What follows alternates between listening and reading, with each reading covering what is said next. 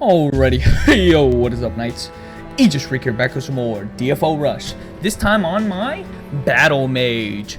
Now, guys, oh man, is there a lot to talk about this class right here? Such a history with this class, okay? You know, this is one of the classes where I made this class as a one-off because I made one of every subclass on my account, okay? I have all even the female gunner, male gunner, male mage, and this is my one for the female mage, okay?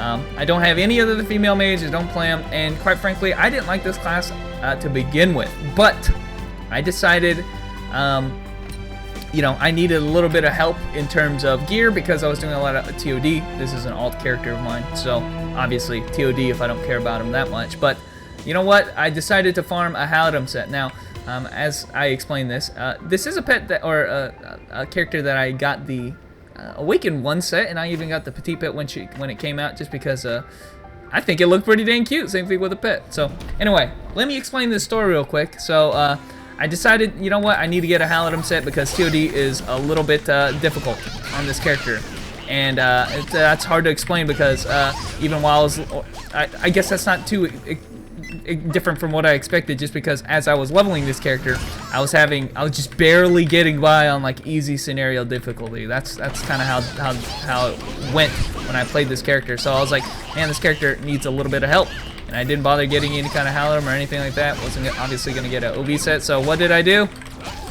I decided, okay, I'm gonna get a Halidom set on this character to make her stronger for TOD.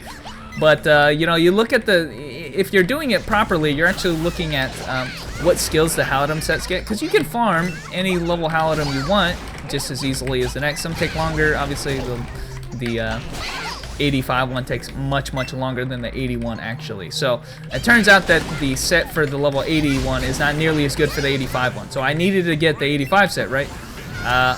But then I started farming it, and it literally, after one day, I wasn't even 50% done with the first piece I needed to get it set out of what, eight different pieces. And I was like, fuck this. Fuck this, I'm done. I'm not playing Battle Mage then, guys.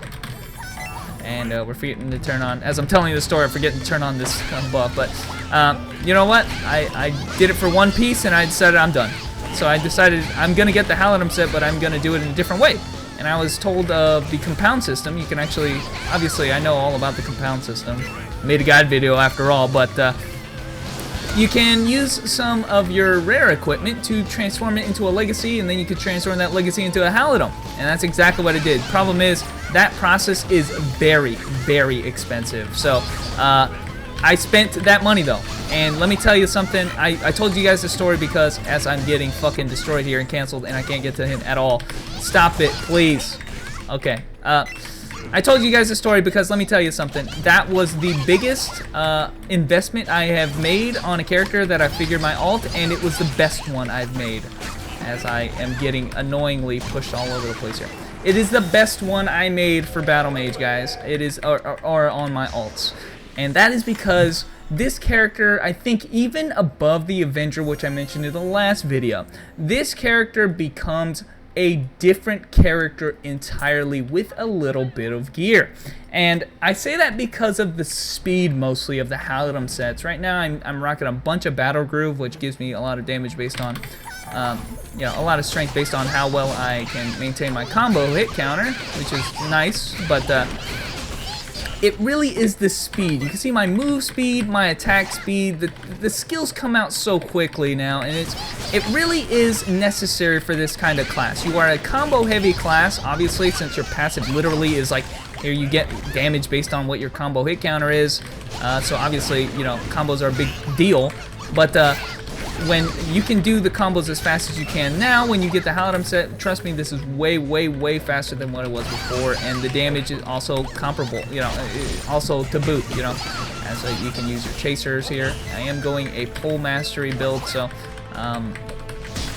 chasers are the big part of it. I'm gonna make sure that as I'm talking here, to turn on the chaser buffs, chaser generator, which I have not made a video on this class, so you guys maybe have never seen. Well, you probably have. Much better battle mages out there, and more gear battle mages. They know what I'm talking about when I say that before they were geared, this character gets so much for gearing up. Like seriously, it's absurd. So that's all I wanted to talk about that. I told that story because I gotta say, if you have a battle mage and you maybe are not liking it to the full extent right now, just know that, you know, gear her up a bit. Give her a chance like I did. Like, I literally had to give her a chance because I don't know. I was a little skeptical until I did. And then TOD literally became like a fucking face roll fair now because nothing can kill me, and on top of that, I'm blasting them with all my combos, and I don't have to worry about dying in one hit and stuff like that. So, and you can actually become the battle mage in your face kind of deal that you've always meant to be, and that's why you see these guys in PvP dominating so well. Their trades are so good, their combos are so good, and you just need that little bit of gear to get in the door, right? You get your foot in the door, get a little bit of experience, I guess you could say. So, anyway, try it out. You know, if you have a battle mage and you're a little skeptical and you're not confident enough in how it is now, gear out a little bit. Because trust me, I did, and I don't regret it. Anyway, all that being said, guys, I haven't made a video on the battle mage, so maybe you haven't seen. Like, it'd have been nice to see how shitty I used to play before, and even now, there's a lot to learn with this class. This class is one of like the 4 classes I have, or I would consider having a massive skill level cap, kind of, or skill cap to them. There's a big learning curve to this class, and there's a lot of stuff going on with how her chaser system works. But on top of that, even her basic attack and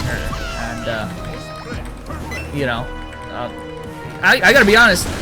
You mages out there all have this weird launcher, right? That took a long time for me personally to get used to, since I played all the other classes but mage, and nobody has a launcher like this. With battle mage focuses heavily on abusing this launcher because of dodging attacks. It gives you one thing, it gives you iframe, but it literally can be used to just get out of the way of attacks. Like if an attack's coming straight towards you, you can use it to like dash over it or something like that. So, you know, mobility like that, you know. Things are just a little bit different on this class, so it's just a little interesting as we go into our awakening here, which I haven't shown off at all, but extremely potent awakening. Very stale though. This is awakening where it doesn't have any variation to it. It's literally basic attack and shoot chasers at people whenever you get them. And I don't have my chaser buffs again. But her second awakening is a lot better, and I should mention this since I tried to get some chasers here to go into the second awakening. So the second awakening allows her to use all of her skills, and you're just in like this Super Saiyan God form right now, right? Like your damage is just massive now, and it basically makes you the same battle mage, but so much more powerful and boosted. And at the end of it, you can even do a one-hit attack that it's like room-wide coverage too. So we'll do one more run, guys, but. By the way, they're actually planning on changing the first awakening, as I will do this next run by transforming to it at the start. Because what generally is supposed to happen with the first and second awakening, what they're intending you to do is you transform into the Tiana transformation, which is your first awakening, for the duration for its full duration, and then you basically can, only after that can you transform into the second awakening. So you can't actually go into the second awakening outright. You have to go into it after the Tiana transformation, which is just dumb. But they're changing that in the summer patch, by the way, where they're making it so that you don't have to. You can go straight into Second Awakening. And also, they're making the Tiana transformation actually be able to cast skills, aside from just doing this shit, which is really boring. Gotta say, it's strong, don't get me wrong, it's just, it'd be nice to use the skills that you have. And this is actually the complaint I had about, or the reason why I like the Avenger transformation, because at least then you get to keep your skills, right? You don't have to. We're about to lose our transformation here, so we're about to lose Tiana, so we extend the duration, and we go into our second awakening. So that's what they intended you to do with the first and second awakening. Obviously, it's very limiting because you know, you can't use the second transformation unless you've already used the first, so it has a really long time for it to be able to use it. But you know, that's kind of, I guess, what they were going for. Thank God they're changing it though. So. Anyway, I'm going to try to use a finish attack to see how much it does. You guys can see. Just like 1 billion damage. Just massive, man. There's also a lot of little, you know, little features like the fact that your chasers can give you buffs depending on which one you get. You can use your chasers in different ways. You can use them all on a big burst skill, which is the chaser press right here.